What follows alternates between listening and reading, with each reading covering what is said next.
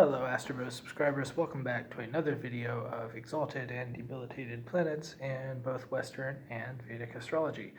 Today we are going to be talking about Mars, the planet which represents your willpower, your drive, your ability to achieve your goals, and also if you're male, it represents your sexuality and your physical fitness. And if you're female, it also represents your physical fitness, but not your sexuality. So, in this video, I'm going to be talking about what it means when Mars is exalted and what it means when it's debilitated. Now, when Mars is exalted, it is in the sign of Capricorn, and when it is debilitated, it is in the sign of Cancer. But before I get into what Mars is like in each of those signs, I am going to first give a brief refresher on what exaltation and debilitation mean. So, exaltation and debilitation are not good or bad. They are simply levels of comfort. Where does the planet feel comfortable? Does it feel more comfortable on what half of the sky the planet feels most comfortable in, basically? That's all exaltation and debilitation are. So if you think about the planets as corresponding to subpersonalities, which is basically what astrology does, it links the planetary movements, which are relatively fixed and cyclical, easy to predict, to subpersonalities, which are otherwise almost impossible to predict, and therefore allows you to calculate and analyze what people are likely to be doing in their story arc, in their life.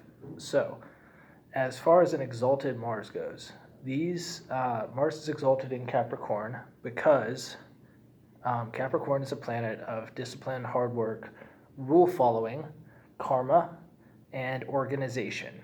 And when you see the disciplined martial artist who is, like Bruce Lee. Bruce Lee is, I don't know if he has Mars in Capricorn or Mars in the 10th house or not, but Bruce Lee is a perfect example of this sort of archetype, and because he worked his entire life to get famous doing martial arts, which is pretty much exactly what Mars in Capricorn or Mars in the 10th house what it represents. It is the warrior who, through persistence and putting off pleasant things doing unpleasant things for a pleasant future, he or she, if it's not gender specific, everybody's got a Mars in their chart somewhere, and this person achieves through putting their energy into their systems and organization and ability to follow rules and delay gratification and that kind of thing, which is, I think, pretty self-explanatory. Now, the opposite sign of Capricorn is the sign of Cancer, and Cancer is primarily a sign of emotional instability and protection, defending others, being wary of threats so that you can defend your family in particular. Scorpio is more the sign of defending other people, but Cancer is the sign of defending your family. And if you think about where Mars is from Cancer, Scorpio is in the 5th house from Cancer, the 5th house of children and your own family and your creativity. So these people, Cancer people, are very darkly creative. A lot of emo musicians have prominent Cancer placements, ironically enough, because Cancer is ruled by the moon, which rules emotions, and therefore Cancer is the sign with the most emotional fluctuation. The moon also has the fastest orbital period of 27 days of any planet to go around the entire zodiac.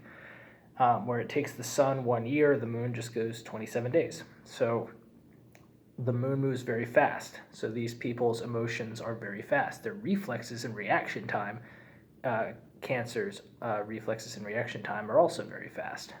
However, their mind, which the moon also represents your mind, your unconscious mind, where your mind wanders when it wanders, is a little bit emotional. The moon does not do well in its own sign because Cancer is a sign that changes energies so fast in transit that these people sort of become very turbulent when the mind is placed there. The moon does better in stable signs like Taurus and Capricorn and Virgo. It does not do well in water signs, which is why it's debilitated in Scorpio and sort of half debilitated in Cancer and Pisces. So in Mars, when Mars comes into Cancer, these are people who tend to fly off the handle. They are emotional, overprotective warriors. Mars does not do well in the caregiving role that Cancer represents, because keep in mind, it is the mother bear's care and its desire to protect its cubs, its children, its fifth house, that will get you killed, which is Scorpio, which is Mars. Generally speaking, Scorpio is the sign of murders, plotting, assassination, among other things. There are positive sides to Scorpio as well, such as uncovering hidden information, detectives, conquering your fears, that kind of thing. But when you're looking at the sign of Cancer particularly, Scorpio goes into the fifth house, which means that these people are very, very, very protective over their family and especially their children. They are the true mother bears of the zodiac. And, that's why Cancer has a reputation for being sort of having the crimes of passion. This is one of the reputations of Cancer.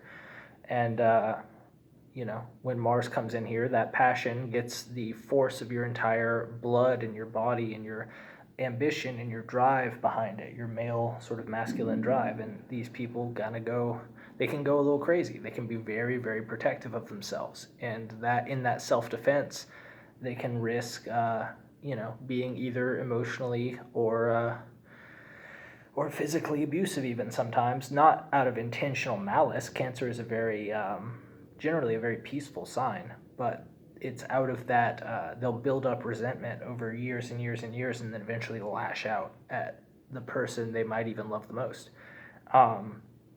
In the Marvel universe, Loki is often depicted as somebody who's very mercurial, obviously. I mean, he's a trickster, and he's very intelligent, but also in the Marvel movies particularly, he has a real watery element to him, especially in his TV show where there's an interplay between him and his feelings, where he's like learning to conquer his feelings and that kind of thing. And Mars in Cancer is also resentment and jealousy. And if you remember in the Marvel movies, Loki's always trying to usurp his brother. Mars also rules the brother. So there's an example in popular culture of a Mars in Cancer character.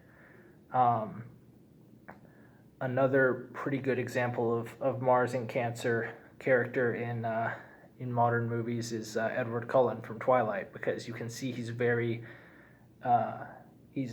attractive, but he's also very controlling, and he flies off the handle and has mood swings and that kind of thing. So these are some examples of Mars in Cancer. Now keep in mind that if you have Mars in Cancer, this does not mean that you're ugly. Just like if you have Venus in Pisces, this does not mean that you're ugly. You might not be conventionally attractive, but you are going to, it's more like an emotional disturbance than a physical disturbance for Mars that you have to watch out for. Oftentimes these people, just like with debilitated Venus, people with debilitated Venus are often very, very attractive, because they take so much care of their material, physical earth body, and because their head's in the clouds if they're exalted. And Mars is just pretty similar. People with Mars in Cancer, they have sort of this natural, people are attracted to the bad boy, the emotional guy, whatever, but oftentimes these people have to struggle with their own inner demons and whatnot. And that was an analysis of Mars in Cancer. So I will be filming another video on Exalted and Debilitated Jupiter shortly, and stay tuned for that.